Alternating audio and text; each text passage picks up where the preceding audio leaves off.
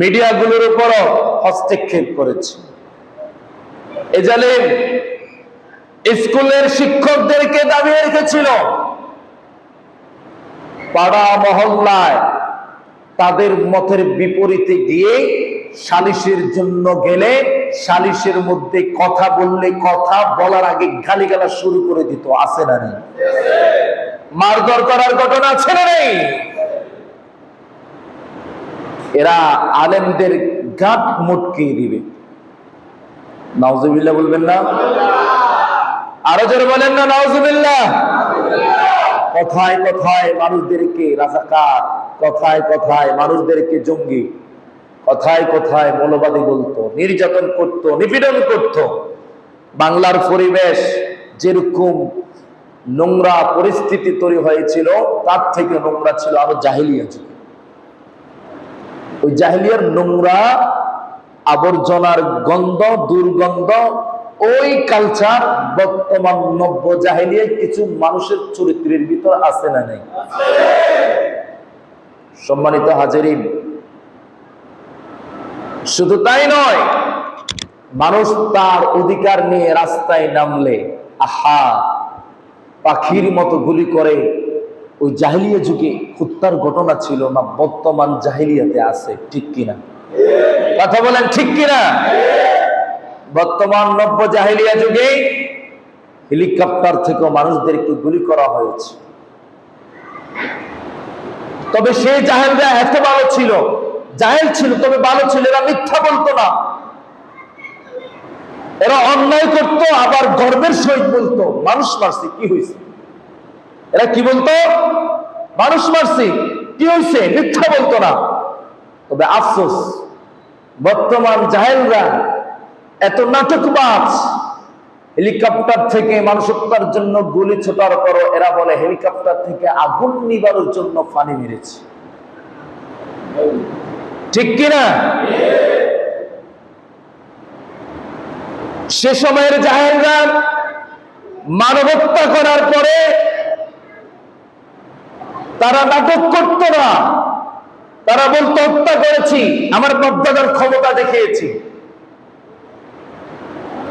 কিন্তু বর্তমান জাহেলরা মানুষ মেরে বিল্ডিং এর জন্য, রেলগাড়ির জন্য চোখের পানি ফেলায়, নাটক করার মতো ঘটনা আছে না নাই? আল্লাহ রাসূল বললেন, একটা মানুষের হায়াতের দাম কেমন, একজন মুসলমানের হায়াতের দাম কেমন? লাজালুদ দুনিয়া আহওয়ানু আলাল্লাহ কাতলুন রাজুলুল মুসলিম। গোটা দুনিয়া ধ্বংস করা চাইতে একজন মানুষকে হত্যা করা বেশি নিকৃষ্ট কাজ। সুবহানাল্লাহ। আল্লাহর কাছে গোটা দুনিয়ার দাম বেশি নাকি একজন মানুষের দাম বেশি? একটু কথা বল না। দুনিয়ার দাম বেশি না মানুষের দাম বেশি? হাজার হাজার মানুষ মারার পরে একবার আফসোসও নাই, এই জাতীয় মানুষ আছে না নাই?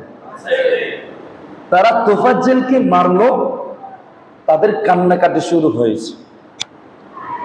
তোফাজ্জেলকে যারা মেরেছে তারা বর্তমান 5 আগস্টের পরে সব থেকে নিকৃষ্ট কাজ করেছে। ঠিক না?